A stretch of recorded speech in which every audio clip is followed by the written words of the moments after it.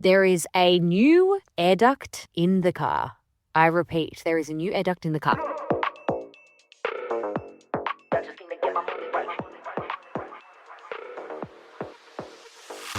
I'm Elle. And I'm Pat, and we are Paddock 43. And this is your F1 fix. Hello, everyone, and welcome back to Paddock 43. Yep, it's just me this week. So Elle is in Exmouth, swimming with whale sharks, and she does not have great service. So we were going to record tonight, but she couldn't make it, so you've just got me. Well, no, okay, I lie. We have an episode similar to what we did last week. We've got another episode attached onto this episode where we have a really fun and cool interview. Again, it's another great interview, which will be really good over at YouTube. But before we do that, I was like, there's a bit that's gone on in the F1 world, and I just thought I might give a little rundown because obviously we all know that Bahrain testing happened last week, which was so exciting. A few standout moments we've got to talk about. Obviously, Lando had his highest top speed. So really interesting seeing how the McLaren is going to perform this year. And with that top speed, it just means it's going to be a very exciting season. Also, shout out to Lewis. He actually had the fastest lap time. Look, I really hope that gives us some intel on how he's going to go this season, because I'm sure all we want to see is Lewis perform. And then, of course, Señor Carlos, incredibly happy. He had the fastest overall lap, which is just amazing to see. I know, like, recently he put out these comments saying that, if you think I'm going to be top 5 or something, like, don't expect that from me, and something about not having podiums, which obviously is very sad. You all know how much of a fan I am of Carlos, but seeing him have overall fastest practice times is amazing, and it's good to see that the Williams can actually perform, and we've got a good driver in there, so I'm expecting great things from you, Señor Carlos, this year. Now, another thing as well I thought was interesting, and I don't know if you guys saw this, but Aston Martin are doing some interesting things. I don't know what's going on down there, but what I can tell you is that apparently they have this new cooling inlet. Yeah, so for those that haven't seen it, there's basically this like new slit, and it's a duct, and it's underneath the halo. And this may be one of the most groundbreaking things we've seen in a while. Who knows? Might not work out in their favor, but no other team has done this before. There is a new air duct in the car. I repeat, there is a new air duct in the car. Look, granted, it's a small slit, but this may make a huge difference, and it may be the difference between hundredths of a second, which is insane. So watch this space. Aston Martin, I'm excited to see you. But no, it was really great seeing Bahrain testing, seeing those cage things and the paint slapped onto the cars and watching them perform. It was amazing. Now, a few other things that I saw as well. Drive to Survive trailer. Christian Horner. I was like, Elle, I don't know if, I was like, wait, did I miss something? I feel like they didn't show the Christian Horner saga. And she's like, no, they did. It literally, there's a part of it where Christian Horner's like, I never thought I'd have a scandal like this in my career.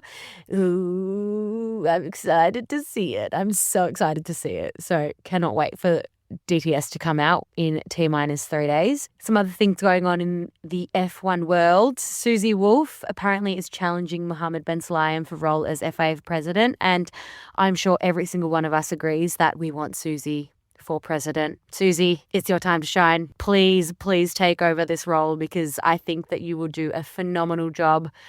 And on the topic of Mohammed Ben Sulayem as well, apparently, I think he's trying to clear his slate and make himself more likable, because apparently he's open to bringing back the V10 engines, which everyone is for. So maybe he's trying to have a redemption tour or something. Watch this space, we'll see. But I'm sure every single person will be down for that. Two other things that I thought was interesting in the news this week. Apparently Drake has placed a $20 million bet on Lando becoming the next F1 champion. I think that was done through stake, actually. So that's interesting. I mean, I really want Lando to become world champion, but that's not necessarily an incentive. But and apparently Yuki is splitting from his management after not securing the Red Bull seat, which a lot of us were quite upset about. Liam, love you. I'm very excited to see you in the Red Bull seat. But I know I did feel kind of disappointed because I do think that Yuki has a lot more potential than what we see. But who knows? We'll see how he goes. Yeah, a little life update as well. I'm sure a lot of you guys saw in our socials this week as well. And this probably was definitely my red flag for the week. We did come across a video with some really disgusting and repulsive and awful comments made, well, about all of us on the podcast, but in particular about myself when I was pregnant. Unfortunately, trolling happens and sometimes we, just deal with it. But in this instance, it was kind of too disgusting to not deal with. Yeah, look, I have been quite upset about it and pretty shaken by it, But yeah, I just want to say a really big thank you to our community and our listeners and everyone that's shown their support. And, we've got to support each other and not put up with this crap. But anyway, guys, really hope you enjoyed this episode. We also didn't want this to be super long because we've got another episode coming out on Friday. And next week, we've got our AusGP primer, which is going to be a big one. So thanks for listening, guys. Bye.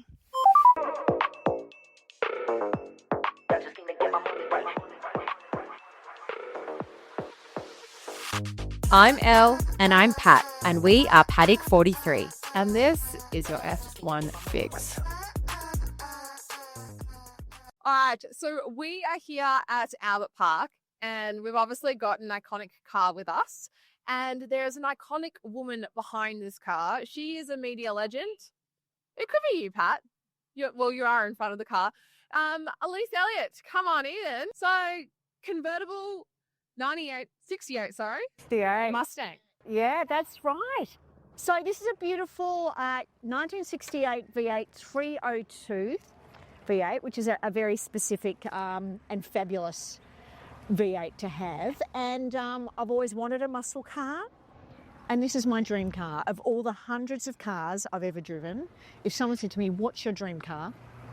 This is the one. This is the one. This is the one. I think this is a lot of people's dream cars. Yes. It is a beautiful car, and I'd love you to take us through what you've done to this car and the little bits of history to it. Yeah, so the backstory is my dad owned the coolest Monaro, a 1970 Monaro, and it was great. And when the kids came along, he had to sell it and buy a Volvo station wagon. And I think that story would resonate with so many people out there when you've got to relinquish your dream car for a family wagon. So I made a vow to my dad that I would buy a muscle car and take him for a spin. So this was my kind of tribute to Dad having to sell his muscle. So I test drove a lot. I knew what I wanted. The Mustangs that are classic, there's the sort of 64 to 66 that are quite small, a little bit pony in shape. For me, the sweet spot is 67, 68. So that, to me, in terms of shape, style, is the sweet spot. And then 69, they start getting really muscular, and that's sort of not totally my aesthetic. So I test drove a lot. I knew I wanted a convertible. Look, I toyed with a 68 fastback, a GT like Steve McQueen's in Bullet, in Highland Green, but I settled on convertible. So test drove 8 and found the one. Is it always with the convertible down, or you? I won't say rain, hail or shine, because I do not take it out in the rain. I do not take it out in the hail, but certainly shine for sure. Yeah. And how long, I know that you said she has a name. Yes, so I actually put a little poll out there, and some were funny, great names, very creative. And someone came up with Betty Davis, the classic American with the big blue eyes. And I've got a classic American in, this is factory colour, and it's actually presidential blue. So Betty is her name. Betty. So when did Davis. When did Betty grace your life? A couple of years ago, but I've been without her for quite some time.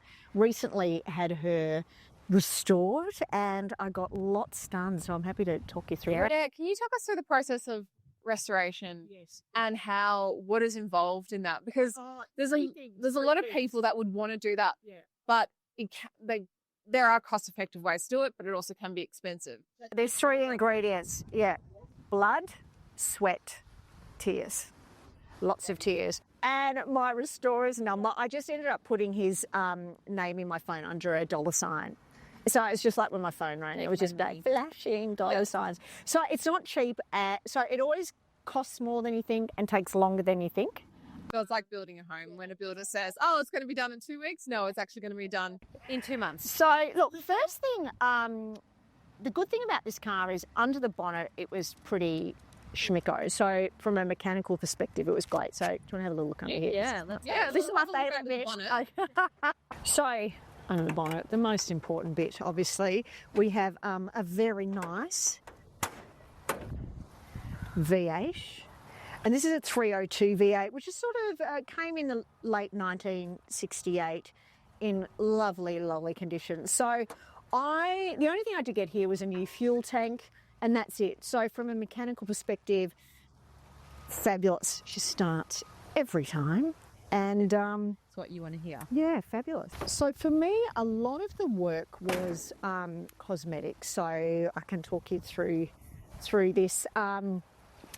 I really wrestled with the steering wheel. So what happened in 1968, Mustang and I use this term loosely, in a nod to safety, they introduced what I think was a little ugly steering wheel, and it had a padded band across here. Nothing's great. Yeah, just and I could a padded band. You know, the padded band in case you brake really suddenly and hit your head on the panel band. For heaven forbid, but jesting aside, it was not an attractive steering wheel. So look, this is from America. It's a 1967 steering wheel.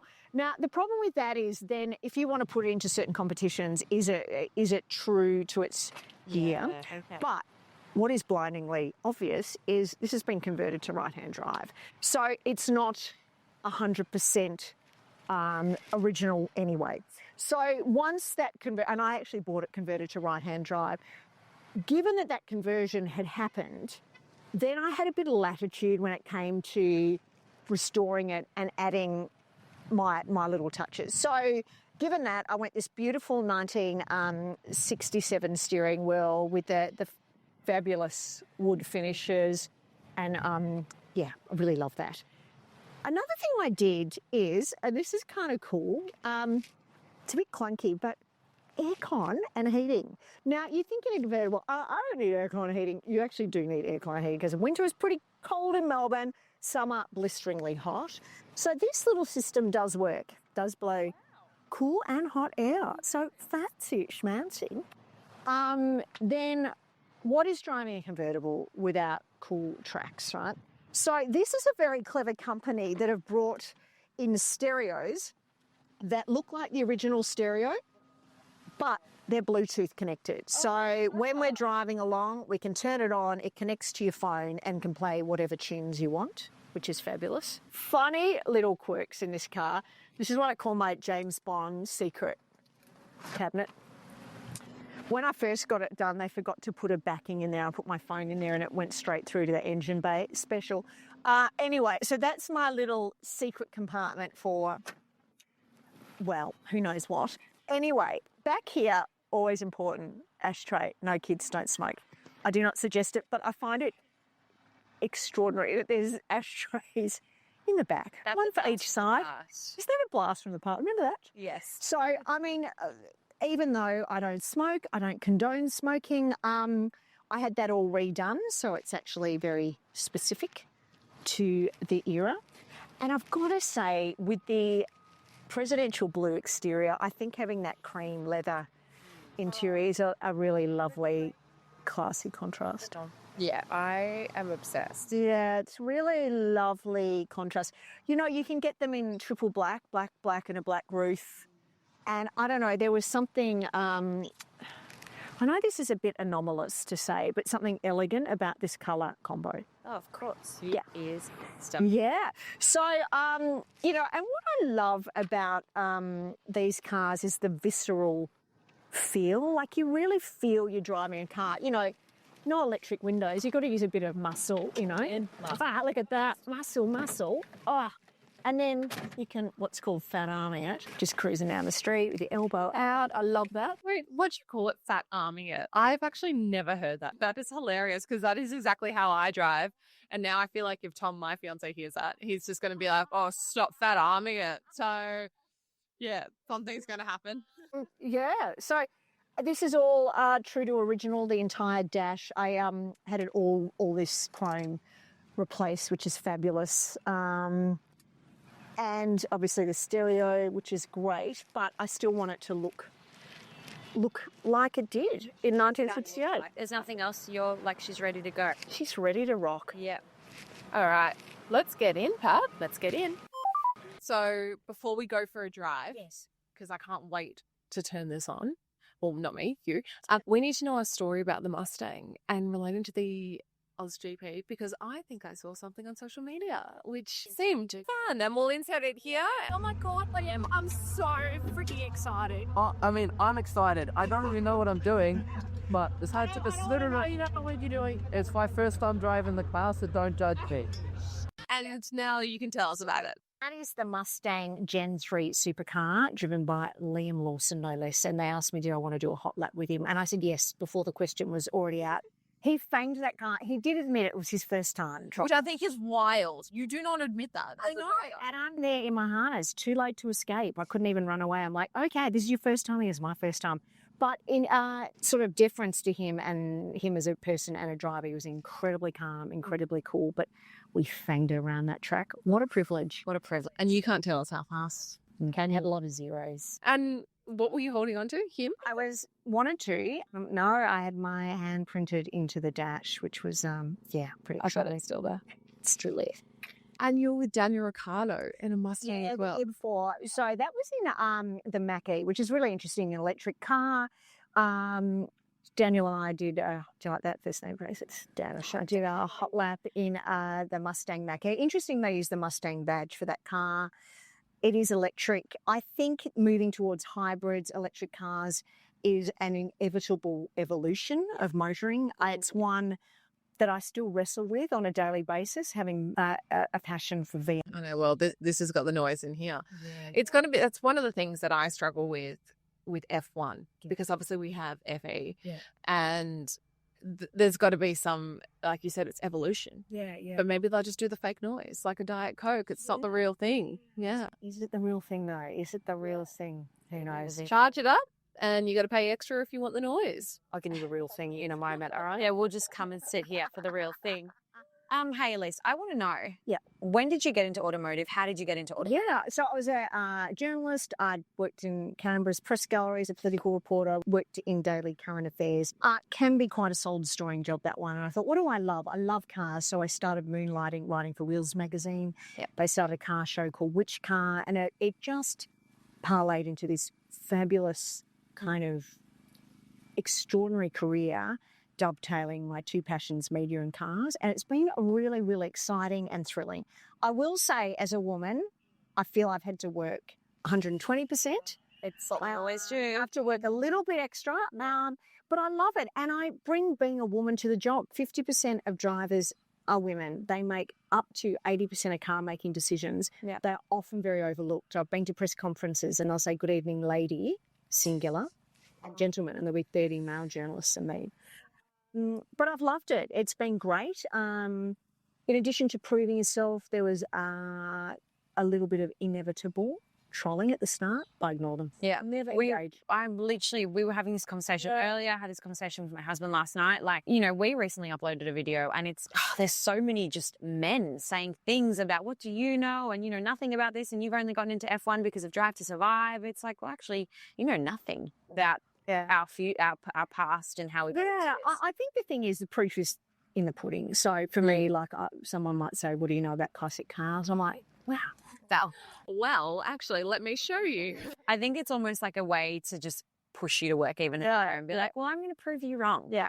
So there you But go. with that in mind, you have a teenage daughter. Yes. And for girls that are looking up to you and looking at women in automotive, what sort of advice do you give them? I think go for it. It's been a really thrilling, exciting career. I like the juxtaposition between still being a woman heels and wheels, baby. Yes. You know, I'll wear my studded ankle boots and not maybe won't hang around a race circuit. But, you know, you can still be a mum, you can still be a woman, and you can still have a great knowledge of cars.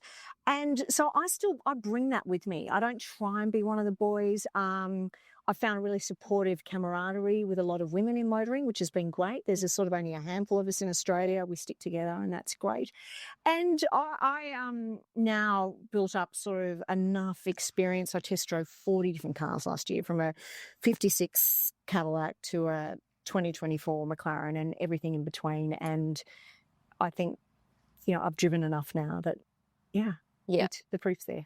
Love that. Yeah. And I think as well, on the topic of women supporting women, you're on our podcast, Jay. You also have a podcast. I do. I'm on a podcast, a 9 podcast called The Elliot Exchange with my husband, Tom Elliott. He's the mornings host on 3AW. And we're still married. We do us each week, and we are still together.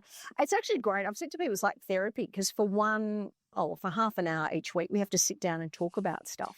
He goes, "You're funny." And I go, "You're really smart." And he goes, "I didn't know you like that." And I'm like, "I didn't know you like that." So who's the better driver, you or Tom? Oh, me, hands down. Up. I heard Tom's. Tom, you heard it here first. It's not even a question. All right. I'm going to cut that clip and specifically send it to him now. Know as well, out of the two of you, who's more into cars?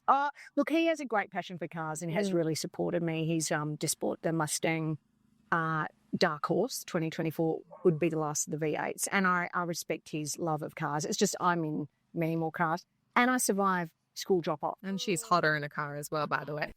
Grand Prix. So obviously we're at Albert Park. You've just taken us for a drive around. That was beautiful. There's so much infrastructure going up. So if anyone driving around, just be I think they'll close it soon. Be wary of that, because we're only a couple of weeks now, a couple of days. Who have you got? Well, look, it's such a mercurial thing, isn't it? F1 racing, and it's too early to pick at this stage. Yeah. But I think who to watch for theatre intrigue would be McLaren. Yeah. I've got a soft spot for McLaren. I've been to Woking. I think their headquarters is one of the most extraordinary places I've ever been. I've test driven their beautiful GT. That would be my second dream car. And, you know, you've got to back an Australian, so Oscar, you know, all the way. And to have that internal friction, competitiveness, or to use that word again, camaraderie, is really fascinating. Personally, I think internal friction is the downfall of any body, whether it be a F1 team, whether it be a political party, you know, whether it be a friendship group. So I hope that they get a lot. I'd be really interested to see and to watch that from an intrigue perspective. So McLaren for intrigue.